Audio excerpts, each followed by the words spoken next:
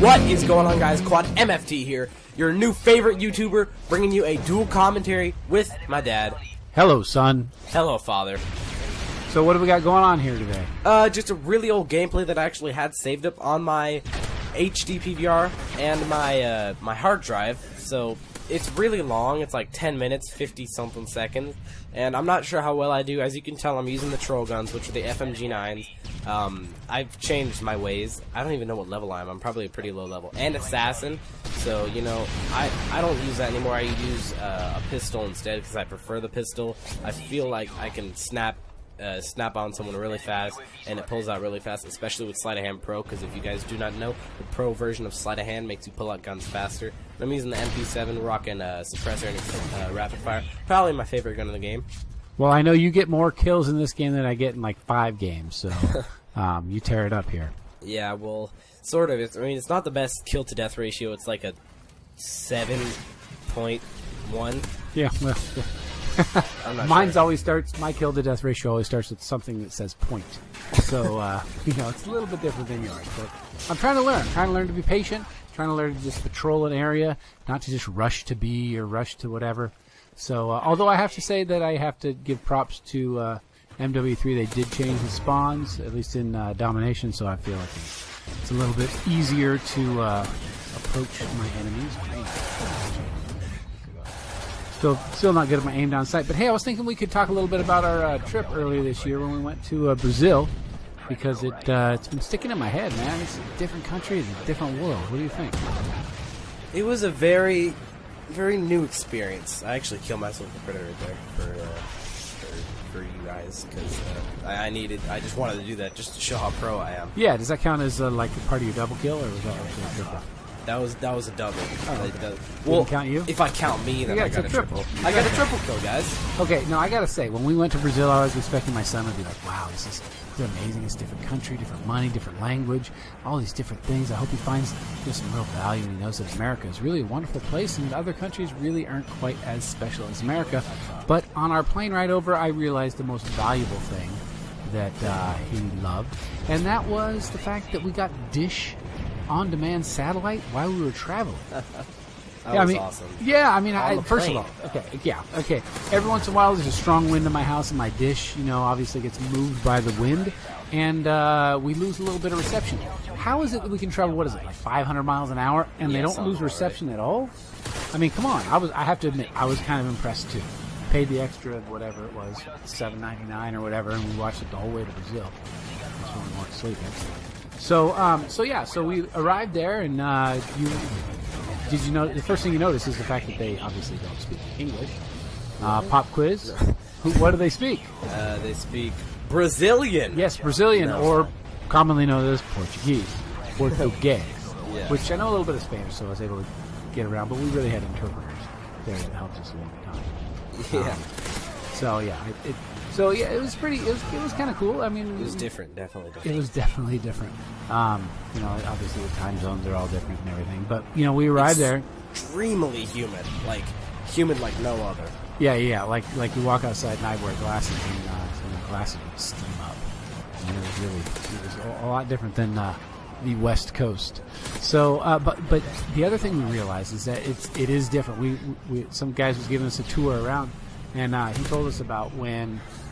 Basically, he pulled up to a stoplight, and guys pulled him out of his car, and they grabbed him. They took him hostage, and you'd think his wife would, you know, be able to just call the police and get help, but they really didn't care.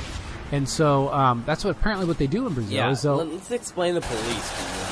It's completely different from how we have police here. They're on, most of the time, I'm pretty sure they're on our side. You guys may not feel like that sometimes, but they're on our side. Compared to Brazil. Yeah. They're totally on In Brazil, here's the story. Let me break it down for you. The police are just another public enemy. They are out there to steal your money. They're out there to take you and kill you or something like that. Yeah, there's no one watching the police. Yeah, the police are just paid assassins. Yeah, I mean, basically what happened was the guy got kidnapped. They tried to ransom his family for money, see whatever money they could have. So they tried to contact him. They didn't have a lot of money, so couldn't really get much from him.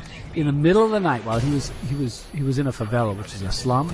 Like, you guys know the map on favela in Modern Warfare 2 kind of was like that. It does kind of look like that. Only that those buildings are much more sophisticated. They're not as primitive, let's say. But anyway, he was in one of those places. In the middle of the night, he escaped. And the way he escaped is he jumped out. And they don't have gutters and things like we have. Their sewers actually are open. So he jumped out into the sewage, which is, if you don't know what sewage is, ask your mom and dad. He was in the sewage, and he was hanging out for several hours, and finally found an opportunity to come up out of the goo. And when he did, he ran to the police station. And he said, "Hey, these guys, they just kidnapped me. They're obviously bad gangster types. I can take them to you, and you can arrest them." And the police said, "Well, how much money you got?" He said, "I don't have money." He said, "Well, you just go home." So the police did not care. They offered to, if he would have given them enough money, they would have gone out and just killed him. Yeah, they said, "We'll kill him if you want." Which is like, what? I mean, this is one of the police. I mean, sometimes maybe our police feel like they want to, or we would want them to, but our police don't really, at least traditionally, work like that. So that was really an amazing story, and it made you realize that we talked to some other people that brought their kids there. Yeah. And they said, if something bad happens, don't go to the police. Come to us, and we'll figure it out. Whereas usually when I'm raising my kids, I'm like, hey, if something happens, go to a guy in a uniform with a gun and a badge, and he'll make sure that things happen right for you. What if the guy in the uniform is like in Al-Qaeda?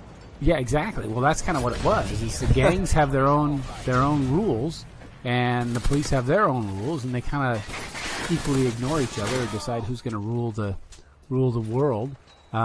So you can't really trust the police to go, all right, well, we're going to do it right, or at least when people are looking, we're going to do it right. So yeah, that was the first thing. So we were always very cautious. Yeah, tell them about the time where we were in the favela and how they like missionaries and yeah, we were fortunate. And so they liked us. We were in the ghetto of the ghetto of the ghetto of the ghetto at night. And normally you don't go to the favelas. As a matter of fact, I've heard something recently where they're like, yeah, that's fine, go to Brazil, but don't go to the favelas. Well, we spent almost all our time in the favelas because we were hosted by some missionaries who we were kind of learning what they do and talking to them and stuff like that. And so we went to the favelas, and we wore our little T-shirt that said we were with the mission, and we hung out with the missionary people. And yeah, we talked and it's to them. also considered to be the third most dangerous place in the world where we went. Yeah, the favelas. Yeah, and one of the top one, if not top two areas of poverty. But anyway, so we were hanging out there, and at one point in the night, we were walking around the streets, and they're like, "Don't put away the camera, don't take pictures, don't take video, because those guys right there, 4 feet away from you, they're selling drugs." And if you take a picture of them, they're part of the gang, and they're going to take you. So, like, okay, we'll keep the cameras away. Yeah, there was like 4 of them. Yeah, so I mean, there was teenage guys doing business, but man, they're hooked up, man. They're connected. They would have killed us if they were taking pictures because it's YouTube. I don't know how that's works. I'm sure people can put stuff on YouTube somehow. Anyway, so the other thing they like to do is when we first got there, at the first night, they took us downtown. And downtown there's prostitution, and it's actually sponsored by the police, which is interesting because it's, I guess, legal there if the police sponsor it.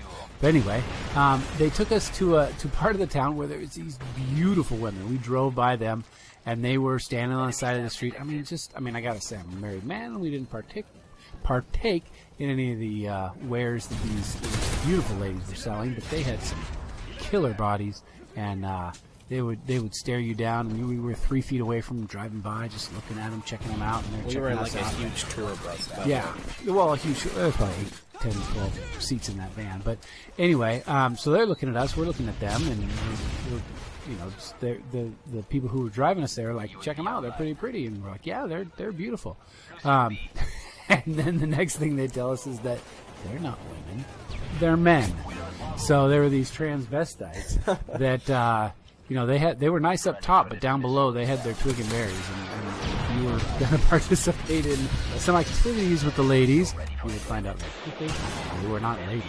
Yeah. So that was a startling thing. People would have decided to buy what they were selling, they would have been sorely surprised.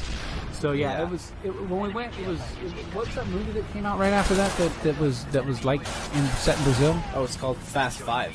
Yeah, so that was kind of cool to see after we'd been there.